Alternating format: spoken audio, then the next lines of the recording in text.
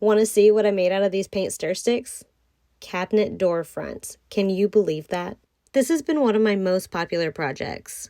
First I made the door frames and then I painted them, and I painted them the same color as my kitchen cabinets, pewter green by Sherwin-Williams. This is such a gorgeous color. For the centers, I'm using this brown board paneling. It's super inexpensive at Home Depot. I will be gluing the stir sticks onto the rough side versus the smooth side so that way it sticks better. First I had to find center and I drew a line so I knew where to place my stir sticks. I'm doing a herringbone pattern and I love this pattern because it doesn't require any weird angled cuts. I'm using Gorilla Wood Glue to glue these on. This stuff is super strong, and as you can see here, the parts that aren't flat I'm letting hang off of the brown board.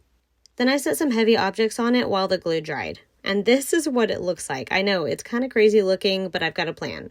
Now, this is not the plan I'd recommend. It's not safe to stand over your table saw like this, so don't do what I do.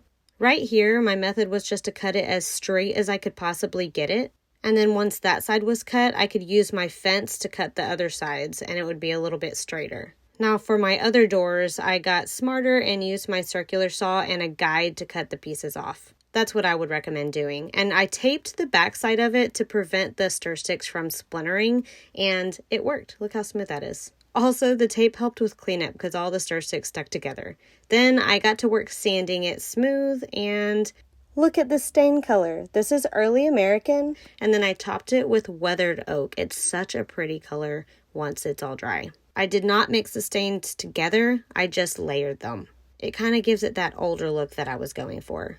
Now, I am not a professional by any means. I've never claimed to be. So what I did here is just put the brown board inside and I cut it really close to the opening and I set it on the stir sticks for spacers and then I caulked it all. Now, you shouldn't use caulk as glue, but let me tell you, that stuff is really strong. I've never had an issue with it holding. And here is where my paint sprayer crapped out on me. I tried unclogging it and it just didn't work. I did upgrade to a better paint sprayer after this, but I did go ahead and spray it. Luckily, I had a foam roller, so once I brought it inside, I just went over everything with a foam roller to smooth out all that paint that kind of globbed on there from the broken paint sprayer. All this work was completely worth it because look how these turned out. I am still in love and it's been a couple years now since I've had these done.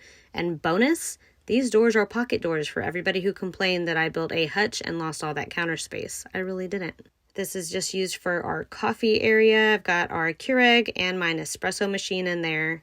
Most of the links for anything in my kitchen are available in my Amazon storefront, and that's linked in the description.